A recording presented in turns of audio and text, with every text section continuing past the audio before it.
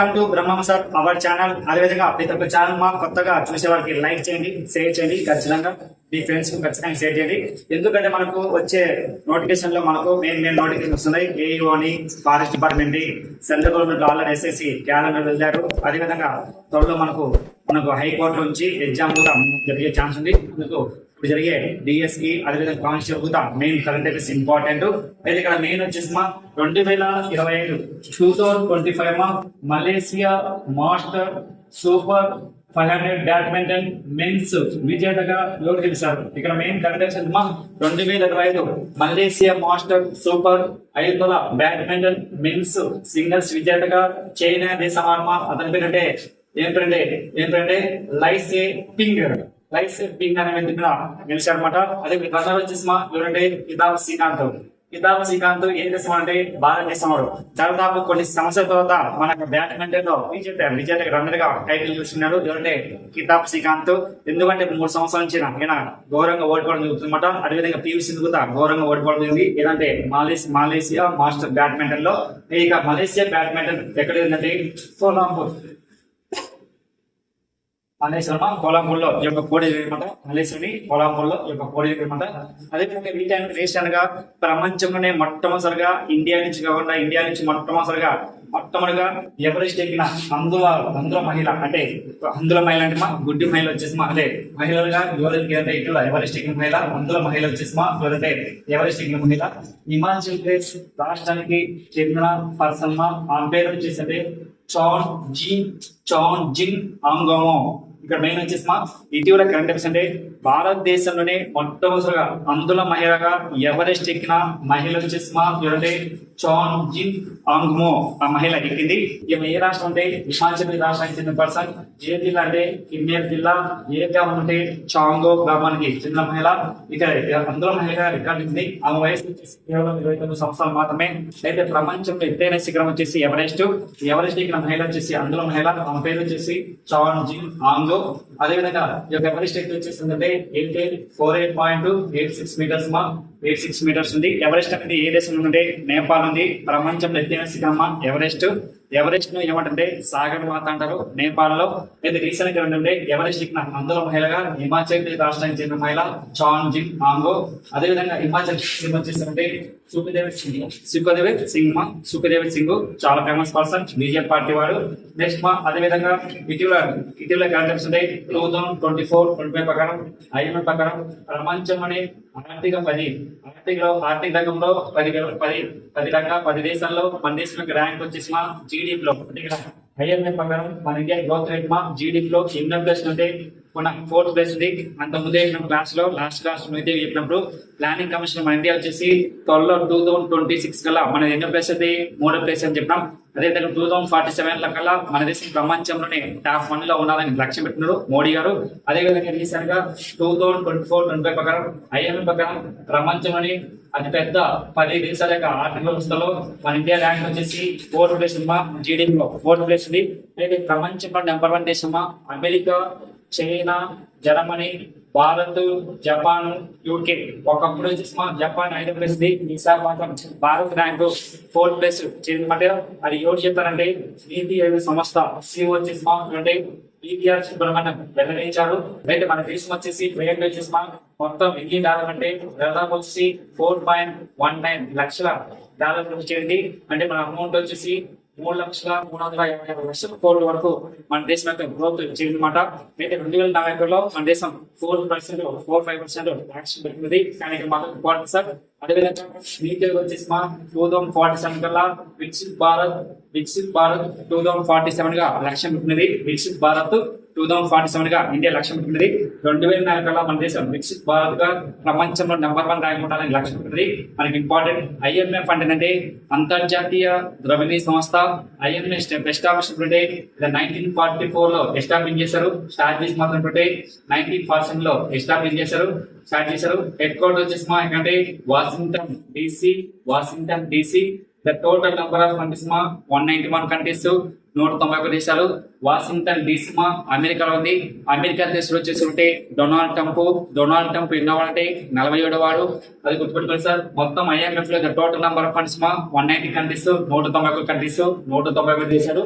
అదేవిధంగా IMF MD వచ్చేసి మా ఎవరంటే క్రిస్టియన్ లగాడే సార్ క్రిస్టియన్ జార్జివో అంతమంది ఎవరుందంటే క్రిస్టియన్ లాగాడ్ అనేది పేరు వచ్చేసి IMF MD మా అంటే క్రిస్టియన్ జార్జివో. అదేవిధంగా రీసెంట్ గా IMF ఎగ్జిక్యూటివ్ డైరెక్టర్ ఎవరు ఎందుకంటే పరమేశ్వర్ అయ్యర్ ఎన్నికారు, మన దేశం నుంచి మా పరమేశ్వర్ అయ్యర్ ఎన్నికారు. అదేవిధంగా డిప్యూటీ ఎండిగా ఎవరంటే గీతా గోపినాథ్, ఆమె మన ఇండియా, మన ఇండియా నుంచి IMF నుంచి ఇద్దరు ఉన్నారు సార్. ఎవరంటే IMF డిప్యూటీ ఎండిగా గీతా గోపినాథ్, అదేవిధంగా IMF ఎగ్జిక్యూటివ్ డైరెక్టర్ గా ఎవరంటే ఆయన అయ్యంగారు ఎన్నికారు, పరమేశ్వర్ అయ్యంగారు ఎన్నికారు. మనకి ఇంకా ఇంపార్టెంట్ సార్. IMF లక్ష్యం అంటే ప్రపంచంలోని అన్ని దేశాల యొక్క GDP రేటు, గ్రోత్ రేట్ ఏ విధంగా ఉంది అని చెప్తుంది. అదేవిధంగా కొన్ని దేశాలకు అప్పిస్తుందన్నమాట. ఇటీవల IMF ఏ దేశానికి అప్పించిందంటే పాకిస్తాన్కి ఇచ్చింది, కానీ మళ్ళీ పాకిస్తాన్ కు అమౌంట్ మనం కేటాయించిందన్నమాట.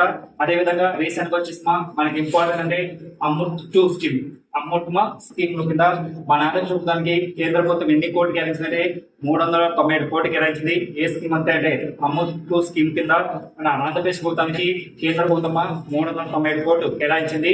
అమృత్ అంటే అంటే స్కీమ్ ఏంటంటే Atal mission for registration and urban translation అనే యొక్క స్కీమ్ పేరు పూర్తి అంటే అమృత్ స్కీమ్ యొక్క ఫుల్ ఫామ్ ఏంటంటే Atal mission for rejuvenation and urban translation అనే యొక్క స్కీమ్. ఈ స్కీమ్ వచ్చేసి 2015లో జూన్ 25 లాంచ్ చేశారు. 2025 జూన్ 25 10 years కంప్లీట్ అవుతుంది. అయితే ఈ యొక్క స్కీమ్ యొక్క లక్ష్యం అంటే మెయిన్ వచ్చేసి భారతదేశంలోని సిటీలలో, మున్సిపాలిటీలలో మన వాటికి సంబంధించిన వాటర్ కానీ, వాటర్ సంబంధించిన చెత్తను కానీ ఈ చెత్తను ఏం చేయాలంటే క్లీన్ చేయాలి. అదేవిధంగా పట్టణ ప్రాంతాల కూడా స్వావలంబ మరియు నీటి భద్రతను కల్పించాలి. ఈ యొక్క స్కీమ్ కింద ఏ స్కీమ్ అంటే అమృత్ స్కీమ్. అయితే ఎగ్జాంపుల్ తోటి అమృత్ స్కీమ్ యొక్క ఫుల్ ఫామ్ ఏది, లేదా అమృత్ స్కీమ్ కింద మన కేంద్ర ప్రభుత్వం ఈ రాష్ట్రానికి ఎన్ని కేటాయించిందంటే 397 కోట్లు కేటాయించడం జరిగింది సార్. అది మనకి ఇంపార్టెంట్. అదేవిధంగా రీసెంట్ జూనియర్ షూటింగ్ ప్రపంచ కప్ జూనియర్ షూటింగ్ ప్రపంచ కప్ వచ్చేసి స్వర్ణ పథకం గెలిచిన మహిళ వచ్చేసి సాంబావి మహిళ గెలిచింది. ఈమె ఎన్ని మీటర్స్ అంటే 10 మీటర్స్ రైఫిల్ లో గెలిచింది.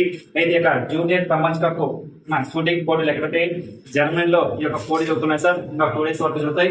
అదేవిధంగా దీని నుంచి మళ్ళా జూనియర్ షూటింగ్ పోటీలో ఇండియా ర్యాంక్ అంతా ఎప్పుడు తెలిసింది లాస్ట్ అయిపోయిన తర్వాత మనం చెప్తాం, అది మనకి ఇంపార్టెంట్.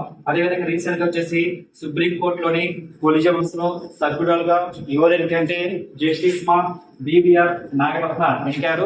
మన కరెక్ట్ సుప్రీం కోర్టులో కొలిజియం వ్యవస్థలో సభ్యులుగా జస్టిస్ BBR నాగరత్న గారు ఎన్నుకోనమాట.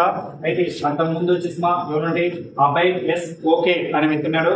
అతను ఇటీవల సుప్రీం కోర్టు న్యాయమూర్తిగా రిటైర్ అనమాట. ఆయన ప్లేస్ లో కొలిజియం వ్యవస్థగా మెంబర్ గా ఎవరంటే నాగరత్న గారు ఎన్నికారు.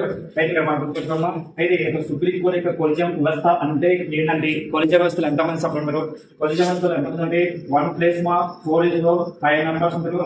1 వచ్చేసుకోండి chief election commission chief chief మనకు చీఫ్ జస్టిస్ సుప్రీం కోర్టు ప్రధాన న్యాయమూర్తి ఉంటారు. నలుగురు వచ్చేసి ఇవ్వండి సభ్యులు మొత్తం 5 మంది ఉంటారు. అయితే ఇక్కడ కొలిజియం 1 place 4 is 5 members ఉంటారు. ఒక్కడు వచ్చేసి సుప్రీం కోర్టు ప్రధాన న్యాయమూర్తి, నలుగురు వచ్చేసి న్యాయమూర్తులు ఉంటారు. మొత్తం వచ్చేసి 5 members ఉంటారు. కొలిజియం వస్తా అంటే ఎవరు సీనియర్ ప్రకారం అయితే వాళ్ళను అపాయింట్మెంట్ చేస్తారు. భారత రాజ్యాంగంలో ఏ అమెండ్మెంట్ ప్రకారం కొలిజియం వ్యవస్థను ప్రవేశపెట్టారంటే 99 రాజ్యాంగ సౌందర్య ఈ యొక్క కొలిజియం వ్యవస్థను ప్రవేశపెట్టారన్నమాట. ఎప్పుడంటే 2015 అక్టోబర్ 16న ప్రవేశపెట్టారు. ఏ యాక్ట్ ప్రకారం అంటే 124 సబ్జెక్ట్ 2 ప్రకారం, అదేవిధంగా 217 సబ్జెక్ట్ 1 ప్రకారం అపాయింట్మెంట్ చేస్తారు. 124 ఆర్టికల్ సబ్జెక్ట్ 2 అనేది ఏంటంటే 124 ఆర్టికల్ సబ్జెక్ట్ 2 ప్రకారం ఏంటంటే భారతదేశంలోని సుప్రీం కోర్టు యొక్క ప్రధాన న్యాయమూర్తులను కొలిజియం వ్యవస్థ సీనియర్ ప్రకారం గౌరవిస్తుంటే రాష్ట్రపతి అపాయింట్మెంట్ చేస్తారు. అదేవిధంగా 217 ఆర్టికల్ సబ్జెక్ట్ 1 ప్రకారం వచ్చేసిందంటే రాష్ట్రంలోని హైకోర్టు ప్రధాన న్యాయమూర్తులను సీనియర్ ప్రకారం అపాయింట్మెంట్ చేస్తారు. ఎవరంటే కొలిజియం వస్తారో రాష్ట్రపతి నియమిస్తారు. ఈ యొక్క కొలిజియం వస్తాం ఎట్లా అంటే ఎవరు సీనియర్ పర్సన్ అయితే ఎవరు ఎన్నుకుంటారు అనమాట. ఒకప్పుడు 2014 ముందు కాంగ్రెస్ పోతూ అంతకుముందు ఇది మన్మోహన్ సింగ్ గారు దీన్ని ప్రవేశపెట్టారు. మన్మోహన్ సింగ్ గారు ప్రవేశపెట్టారు 2014లో ఎలక్షన్ మళ్ళీ కొన్ని మార్పులు చేసి నరేంద్ర మోడీ గారు 2010లో దీన్ని కొన్ని మార్పులు చేయమాట. ఏంటంటే ఉంటాయి కొలీజియం వ్యవస్థలో. ఈ యొక్క కొలీజియం వ్యవస్థలో వచ్చేసి సీనియర్ ప్రకారం న్యాయమూర్తులను నియమించాలన్నమాట.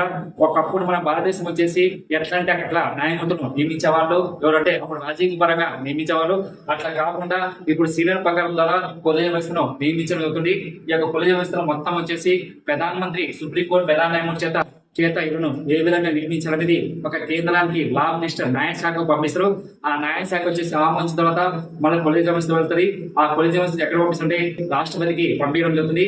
ఆ రాష్ట్రపతి ఆమోదంతో ఈ యొక్క కొలీజియం వ్యవస్థలోని సీనియర్ ప్రకారం అపాయింట్మెంట్ చేస్తున్నమాట మనకి ఎగ్జామ్ లో అడిగే ఛాన్స్ అనమాట. అదేవిధంగా ఈ కొలీజియం వ్యవస్థలో రీసెంట్ గా ఎవరేంటంటే ప్రముఖ మహిళ నెంబర్ గా ఎవరేంటంటే బివిఆర్ నాగరత్న గారు ఎన్నికారు మనకి ఇంపార్టెంట్. అయితే ఈ యొక్క కొలీజియం వ్యవస్థలో చైర్మన్ గా ఎవరుంటే సుప్రీంకోర్టు ప్రధాన న్యాయమూర్తిగా ఉంటారు సార్. సుప్రీంకోర్టు ప్రధానమంత్రి ప్రధానమంత్రిగా కొత్తగా ఎవరంటే బివిఆర్ గవాయి బివిఆర్ గవాయి ఎన్నికారు. అయితే సుప్రీంకోర్టు ప్రధానమంత్రి ఎప్పుడంటే 2025 వచ్చేసి మే 14న ఎన్నుకోనమాట. ఈయన ఎన్నోవాడంటే 52వ వాడు. ఈయన 2025 నవంబర్ వరకు సుప్రీంకోర్టు ప్రధాన న్యాయమూర్తిగా ఉంటాడు సార్. 2025 సుప్రీంకోర్టు ప్రధాన న్యాయమూర్తి ఉంటాడు చైర్మన్ గా. ఇక్కడ చైర్మన్ గా ఎవరంటే గవాయి మనకి ఇంపార్టెంట్. అదే సభ్యులు వచ్చేసి అంటే నలుగురు ఉంటారు.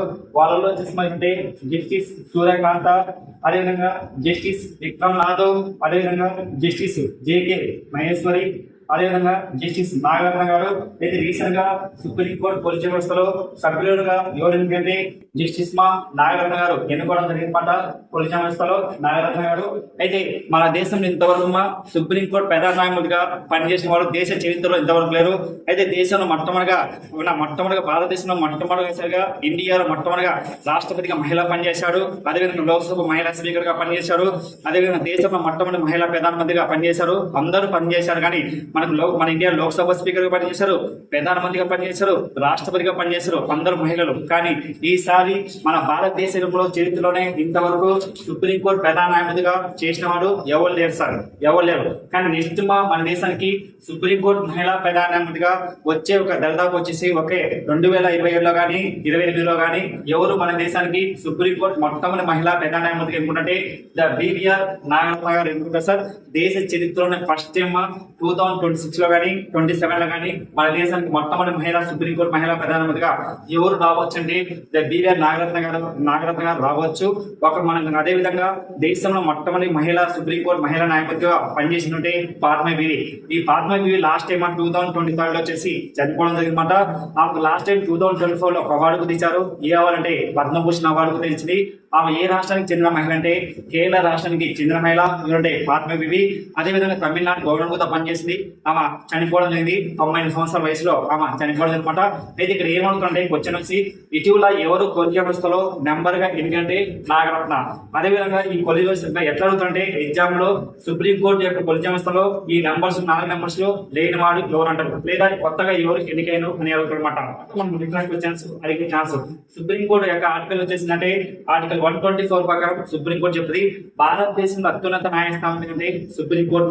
భారతదేశంలో అత్యున్నత న్యాయస్థానం సుప్రీంకోర్టు. దేశంలోనే ఒక సుప్రీంకోర్టు హైకోర్టు ఉన్న ఏకైక స్టేట్ ఏంటంటే న్యూఢిల్లీ. ఇది సుప్రీంకోర్టు హైకోర్టు ఉన్న ఏకైక స్టేట్ కేంద్ర ప్రాంత రాష్ట్రం ఏంటంటే ఢిల్లీలో మాత్రమే. అయితే సుప్రీంకోర్టు యొక్క ఆర్టికల్ వచ్చేసి ఏంటంటే 124 నుంచి 147 చెప్తే ఏ భాగం